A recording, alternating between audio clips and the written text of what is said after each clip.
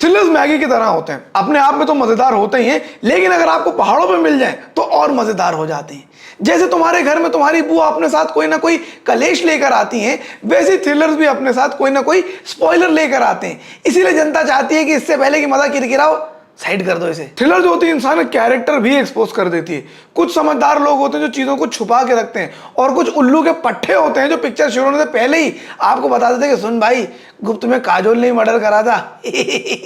और अगर थ्रिलर में पुलिस वालों से पहले आपका पति, पत्नी, बॉयफ्रेंड, गर्लफ्रेंड कोई भी चीज को सॉल्व कर ले, तो मैं आपको पहले बता रहा हूं, दिन में 3 बार पासवर्ड बदला करो अपने फोन के। सही नहीं है लौंडा लौंडी। खैर, नेटफ्लिक्स की नई पिक्चर आई जाने जा, जिसमें है करीना कपूर, जयदीप अहलावत और विजय वर्मा।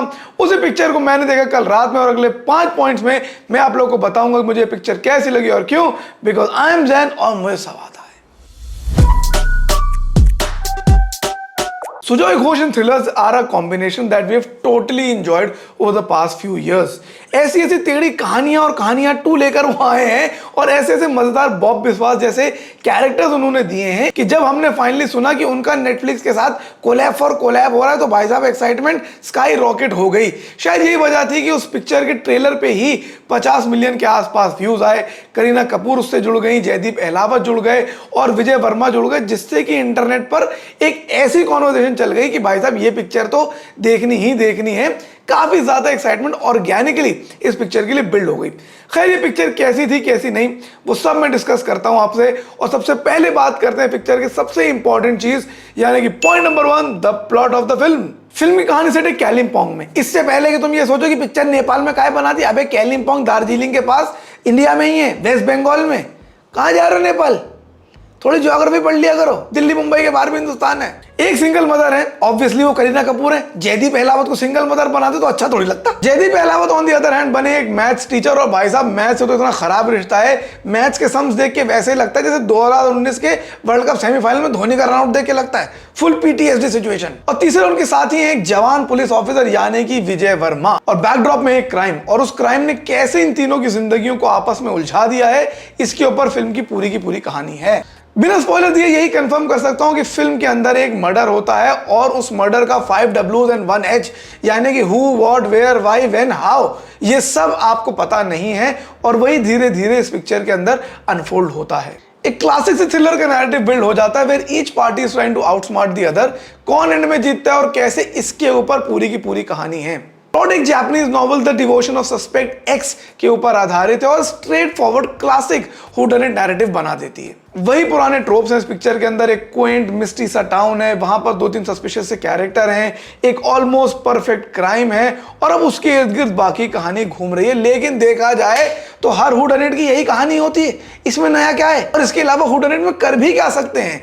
प्लॉट मोर और लेस सिमिलर ही होता है, उसको कैसे ट्रीट करा जाता है और कैसे चीजों को छुपाया और दिखाया जाता है, उसके ऊपर पूरी की पूरी कहानी की स्ट्रेंथ बेस्ड होती है। प्लॉट की बात करूं, ठीक ठाक प्लॉट है, यहां पर इतना कोई बहुत ज्यादा कॉम्प्लेक्स नहीं हो पाया। So plot is pretty much an average for me. Point number 2, the performances of the film.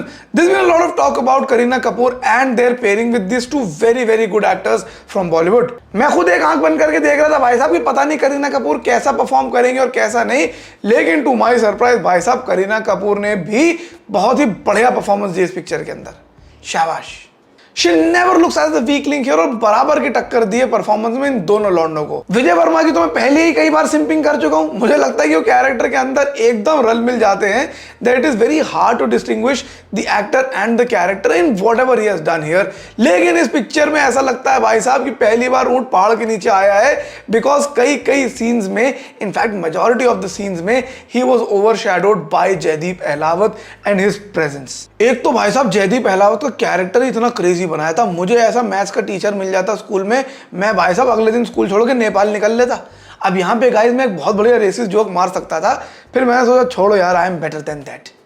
उनकी जो परफॉर्मेंस निकल कर आई है फिल्म के अंदर, भाई साहब उन्होंने अपने आगे सबको अधरा कर दिया। इतना स्ट्रेंज लेयर्ड ग्रे कैरेक्टर उनका था, और उन्होंने जिस तरीके से निभाया है, मैं तो आप लोग को रेकमेंड करूंगा कि ये पिक्चर आप सिर्फ जयदीप अहलावत की परफॉर्मेंस के लिए देख सकते हैं। हर बार जब वो आते हैं इंप्रेस करते हैं, और यहां पर भी क्या इंप्रेसिव परफॉर्मेंस दी उन्होंने, मजा आ गया sir. Point number 3, direction of the film. Sujoy Ghosh भाई साहब तो मुझे लगता है अब सीधी बातें करते नहीं, सिर्फ थ्रिलर में बातें करते हैं। उनके घर में कोई आगे ये भी पूछ लेता है कि वेयर इज द लू, तो उसमें भी 4-5 ऐसे क्लूज दे देते हैं कि आपको खुद ढूंढ के पहुंचना है बाथरूम तक। मैं नहीं बताऊंगा, भले तुम्हें सुस्तु निकल जाए। यहाँ भी उनका डायरेक्शन स्टाइल इस सिंपल से नैरेटिव को काफी इंटरेस्टिंग बना देता है। वो टाइमलाइन के साथ इतना माइन्यूटली ट्वीक करते हैं कि पिक्चर कंफ्यूजिंग भी ज्यादा नहीं हो जाती है और थ्रिल के एलिमेंट्स भी इंटैक्ट रहते हैं। जिस तरह से कैरेक्टर्स की लेयर्स को खोलते हैं, चीजें छुपाते हैं, चीजें दिखाते हैं, उससे सिंपल से नैरेटिव में काफी ज्यादा थ्रिल आ जाता है। ये थ्रिल आपको पूरी पिक्चर के अंदर बांध के रखता है। So I think for the direction also I would give another thumbs up. Point number 4, the ending of the film. अब जब मैंने थ्रिलर्स की इतनी एनालॉजी दे दी है, तो एक एनालॉजी ये भी है कि थ्रिलर्स जो होते हैं वो आपके दोस्तों की रिलेशनशिप की तरह होते हैं। जो मेन कैरेक्टर होते हैं वो तो उलझे हुए हैं ही, आप खुद बड़ा इन्वेस्टेड हो कि भाई साहब मुझे पता करना है कि चल क्या रहा है। पिक्चर अपनी चल रही होती है, हम लोग खुद अपना पैरेलल इन्वेस्टिगेशन चला रहे होते हैं कि ये पिक्चर के थ्रिल समझने के बाद हमको सीधा सीआईडी से फोन आया कि आओ सालुंखे के अंडर काम कर लो। You know that's the fun part of thrillers. और इसी चीज के साथ हम थ्रिलर को जज करते हैं वेदर इट्स गुड और नॉट, कि क्या थ्रिलर आपको आउटस्मार्ट कर पाई या नहीं। अगर मैं उस एस्पेक्ट से देखूं तो मुझे इस फिल्म का एंड थोड़ा सा अंडरवेलमिंग लगा। फिल्म के कई सारे एलिमेंट्स ऐसे थे जो मैंने पहले से ही गेस कर लिए थे, और जिस तरह से कहानी एंड में अनफोल्ड होती है ऐसा लगता है कि अरे यार ये तो it's quite obvious, it really doesn't throw you off. आप ऐसे सर पकड़ के नहीं बैठ जाते कि अरे तेरी माँ का, ये मैंने कभी सोचा क्यों नहीं। पूरा सेटअप एकदम एग्जाम के रिजल्ट्स की तरह था, आपको उम्मीद थी फेल होने की और वही हुआ। कोई सरप्राइज नहीं रहा वहां। तो मुझे पर्सनली ऐसा लगा कि एंड थोड़ा अंडरवेलमिंग था। आप लोग जब एक बार पिक्चर देख लें तो फिर भी मुझे आगे कमेंट में बताइएगा, डीएम में बताइएगा कि क्या आप लोगों को भी लगा कि एंड थोड़ा अंडरवेलमिंग था, और जस्ट मी और मेरा शातिर दिमाग कि मैंने कहा ले ये तो मुझे पहले से ही पता था। Point number 5, the length of the film. 2 घंटा 20 मिनट की पिक्चर बना दी है। इतनी देर तो इंडिया के खिलाफ किसी टीम ने बैटिंग नहीं करी एशिया कप में, जितनी लंबी ये पिक्चर चल रही है। कहानी इतनी भी ट्विस्टेड नहीं है कि आपको 2 घंटा 20 मिनट लगे पिक्चर बताने के लिए। ये पिक्चर को ऑलरेडी छोटा भी किया जा सकता था, लेकिन अगर मैं इसी को दूसरे पर्सपेक्टिव से देखूं तो कहीं पर मुझे बोरियत भी नहीं हुई। पिक्चर 2 घंटा 20 मिनट में देख भी गया, फॉरवर्ड करने का भी कोई एलिमेंट नहीं मिला। तो मुझे लगता है कि it's a bit of a mix bag. कुछ लोगों को वो 2 घंटा 20 मिनट की लेंथ स्लो बर्न लगेगी, मेरे जैसे लोगों को थोड़ी सी स्ट्रेच, थोड़ी सी लंबी लगेगी। लेकिन हाँ, 2 घंटा 20 मिनट कमिट करने वाली पिक्चर है, बिकॉज आधे में छोड़ोगे तो मजा खराब हो जाएगा। और इंटरनेट पे कभी स्पॉइलर देख लिए तो भाई साहब मेरे पास मत आना, मैंने तो पहले ही बता दिया मैं कोई स्पॉइलर नहीं देता हूँ। खैर, अगर मैं ओवरऑल बात करूं जाने जाके तो मुझे लगता है कि एक डिसेंट थ्रिलर बन जाता है। हिंदी सिनेमा में अब थ्रिलर आना इतने कम हो गए कि जब भी कोई नया थ्रिलर आता है तो मजेदार होता है। परफॉर्मेंसेस टॉप नॉच है, आप उसके लिए भी शो को देख सकते हैं, फिल्म को देख सकते हैं। मैं अपनी तरफ से देना चाहूंगा फिल्म को 3 स्टार्स आउट ऑफ 5। 1 स्टार मैं काट रहा हूं फिल्म की अंडरवेलमिंग एंडिंग के लिए, और दूसरा मैं कहीं ना कहीं काट रहा हूं एक सिंपल प्लॉट और एक लंबे नैरेटिव के लिए। लेकिन मजेदार पिक्चर है, जाके नेटफ्लिक्स पर देखिए और अपना ही पासवर्ड यूज करना। कहां साले तुम दूसरों का मांग मांग के फिर रहे हो यार, करो। खैर, मेरे बाप का क्या जा रहा है, कौन सा मुझे कमीशन मिल रही है नेटफ्लिक्स से। एनीवे गाइस, अगर आप लोग को ये वीडियो अच्छा लगा तो लाइक कीजिए इस वीडियो को, कमेंट करके मुझे अपने ओपिनियंस बताइए, और सब्सक्राइब कीजिए मेरे चैनल को ताकि मैं ऐसे ही वीडियोस बनाता रहूं और आप लोग ऐसे वीडियोस देखते रहें। Okay, see you, Tata.